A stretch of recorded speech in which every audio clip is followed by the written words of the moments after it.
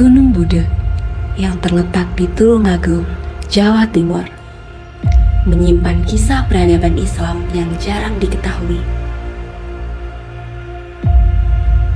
Gunung ini menjadi saksi bisu perjalanan penyebaran Islam di tanah Jawa.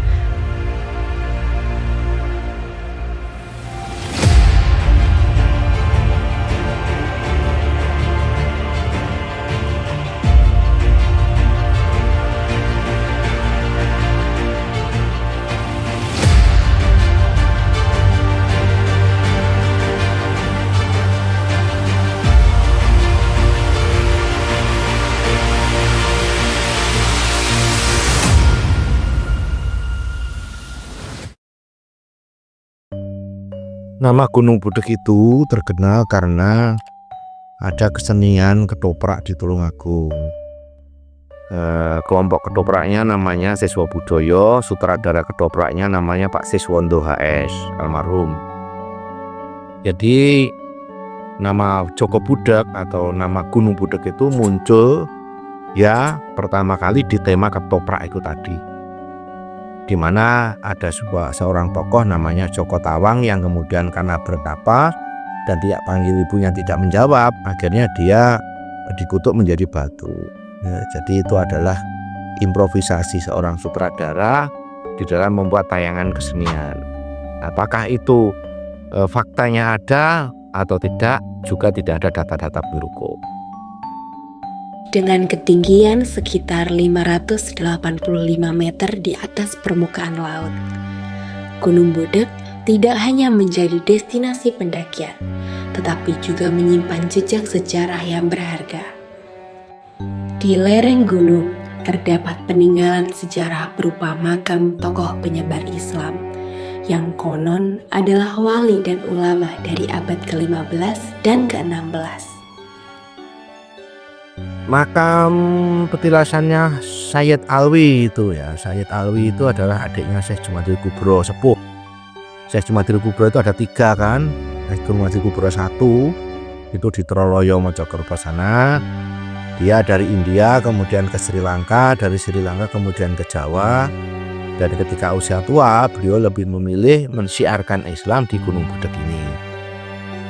Ya, tentunya dulu sudah ada perkembangan peradaban, tapi beliau memilih Islam sebagai jalan dakwah di sini. Ya mungkin kalau tanpa beliau masyarakat di sini juga tidak mengenal Islam. Gitu. Tapi Islam itu berkembang sangat pesat itu setelah masa pemerintahan Tumenggung Surontani I di Wajak. Dulu kan sini sama Wajak sangat dekat sekali. Ya, jadi desa-desa itu dulu itu sangat luas sekali. Bisa jadi kecamatan Boyolang itu hanya diisi oleh 2-3 desa. Karena jumlah penduduknya sangat sedikit, jadi tidak menutup kemungkinan antara Gunung Budak dengan Wajak itu dulu satu area ya. Karena kalau Sayyid Alwi itu di abad 14, kalau di Tumenggung Surontani itu abad 16 pertengahan. Jadi ada sekitar 250 tahun. Apakah 250 tahun setelah Sayyid Alwi ini tidak ada perkembangan Islam? Ya ada, karena kan muridnya juga ya kemudian tumbuh dewasa beranak cucu, kemudian mereka juga mensiarkan Islam. Mereka membawa ajaran Islam dengan pendekatan damai, menyelaraskan nilai-nilai Islam dengan budaya lokal. Berkat usaha mereka, masyarakat di sekitar Gunung Budak mulai menerima dan menghidupi ajaran Islam hingga menjadi bagian tak terpisahkan dari kehidupan mereka. Dibanding gunung-gunung di sekitarnya, Gunung Budak ini ada banyak situs di atasnya ya. Ada situs Watu Joli di puncak gunung, ada Gua Tritis ya, di mana di mulut guanya itu ada candi bentar yang namanya Candi Tritis. Terus kemudian ada cerita rakyat tentang Joko Budak yang berbentuk seperti batu dan di belakangnya itu ada pohon besar itu keunikannya di situ.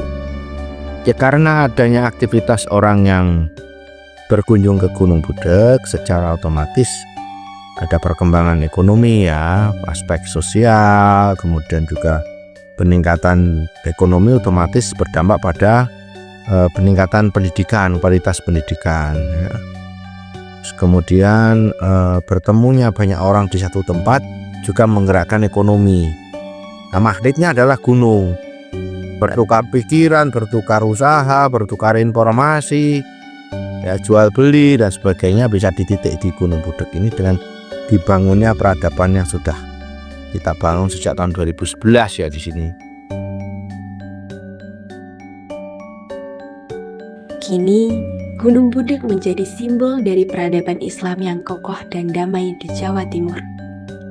Perjalanan sejarahnya mengingatkan kita akan pentingnya toleransi dan penghargaan terhadap budaya lokal dalam penyebaran ajaran agama.